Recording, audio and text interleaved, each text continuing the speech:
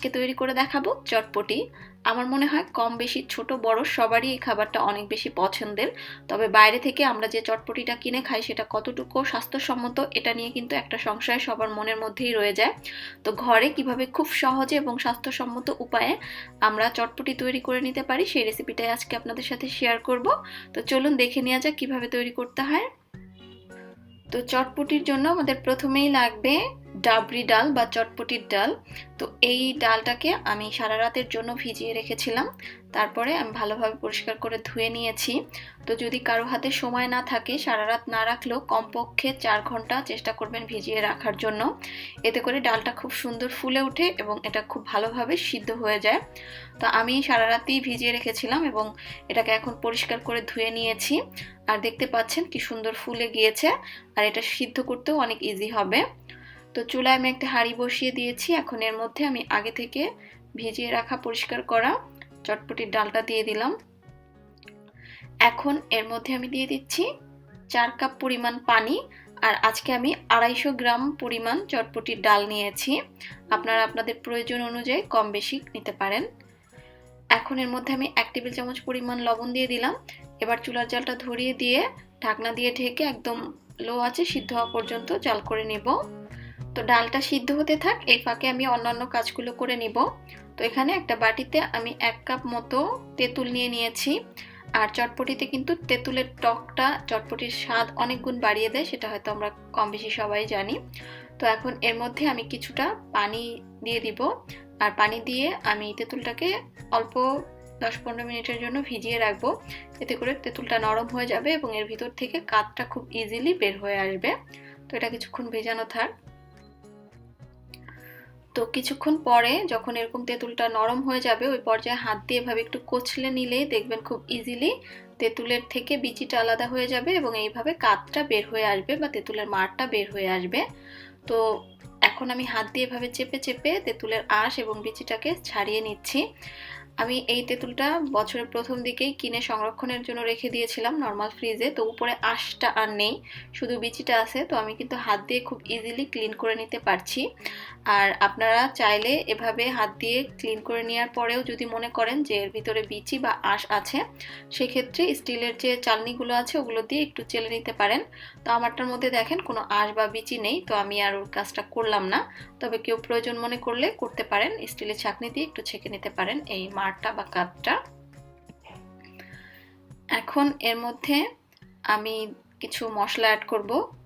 তো প্রথমে আমি এর মধ্যে দিয়ে দিচ্ছি 1/2 কাপ পরিমাণ চিনি। নিজের টেস্ট অনুযায়ী পরিমাণ বাড়িয়ে কমিয়ে নিতে পারবেন প্রত্যেকটা মশলার বা চিনি লবণ সব কিছুরই। তো এখন এর মধ্যে আমি দিয়ে দিলাম 2 চা চামচ পরিমাণ বিট লবণ। বিট লবণের পরিবর্তে নর্মাল রেগুলার খাওয়া লবণও ব্যবহার করা যাবে। 1 টেবিল চামচ পরিমাণ চাট মশলা দিয়েছি, আর দিয়েছি 2 চা চামচ পরিমাণ চিলি ফ্লেক্স বা শুকনো মরিচের গুঁড়া। তো আমি আজকে বাজার থেকে কিনে আনা চাট মশলাটা ব্যবহার করেছি। আজকাল চাট মশলাটা খুবই সহজলভ্য, নর্মাল মুদি দোকানেও পাওয়া যায়। তাই আমি ভিডিওটা আর বড় করলাম না, চাট মশলার রেসিপিটা আর দেখালাম না। জাস্ট কিছু মশলা একসাথে ব্লেন্ড করে নিলেই আসলে চাট মশলা হয়ে যায়।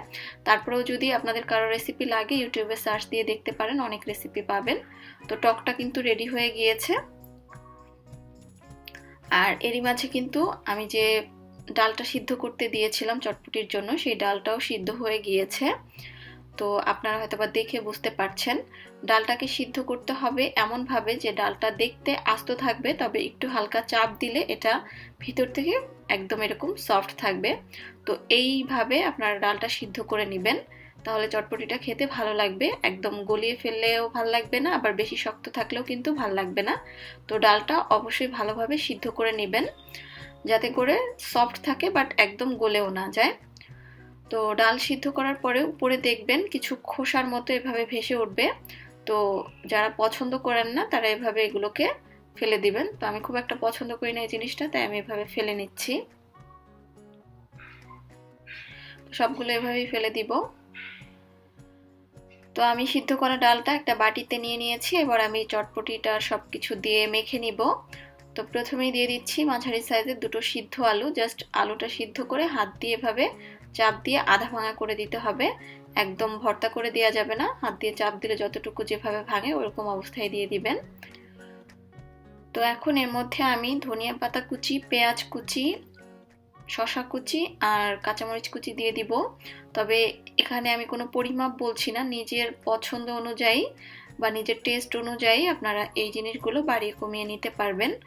এখন আসলে যে ইনগ্রিডিয়েন্টসগুলো দিচ্ছি প্রত্যেকটা ইনগ্রিডিয়েন্টসই নিজের রুচি অনুযায়ী বা নিজের টেস্ট অনুযায়ী বাড়িয়ে কমিয়ে নিতে পারবেন। তো এখন এর মধ্যে আমি 1 চা চামচ পরিমাণ চিলি ফ্লেক্স দিয়ে দিলাম। আবারও দিয়ে দিচ্ছি 1 টেবিল চামচ পরিমাণ চাট মশলা বা চটপটির মশলা।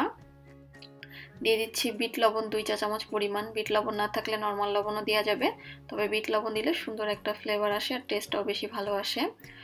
ভাজা জিরার গুঁড়া বা টালার জিরার গুঁড়া দিয়ে দিয়েছি 1 চা চামচ পরিমাণ।